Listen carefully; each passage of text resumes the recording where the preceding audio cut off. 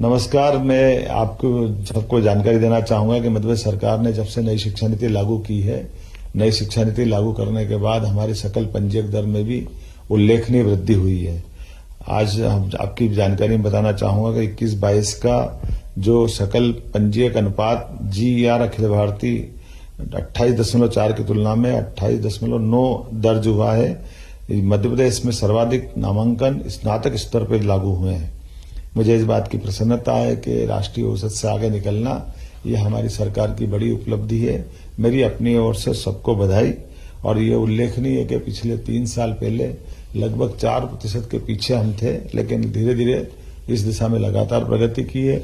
और वो भी कोविड की चुनौतियों के काल के बावजूद भी हमने न केवल अपनी गुणवत्तापूर्ण शिक्षा का स्तर बनाए रखा, बल्कि नई शिक्षा नीति का भी सफलता से सभी स्तर पर लागू किया गया है। एक बार मेरी अपनी ओर से सबको बधाई। नमस्कार। मैं आपको सबको जानकारी देना चाहूंगा कि मध्य प्रदेश सरकार ने जब से नई शिक्षा नीति लागू की है, नई शिक्षा नीति लागू करने के बाद हमारी सकल पंजीयक दर में भी उल्लेखनीय वृद्धि हुई है। आज हम आपकी जानकारी में बताना चाहूंगा कि 21-22 का जो सकल पंजीयक अनुपात GER अखिल भारतीय 28.4 की तुलना में 28.9 दर्ज हुआ है। मध्य प्रदेश में सर्वाधिक नामांकन स्नातक स्तर पर लागू हुए हैं। मुझे इस बात की प्रसन्नता है कि राष्ट्रीय औसत से आगे निकलना ये हमारी सरकार की बड़ी उपलब्धि है।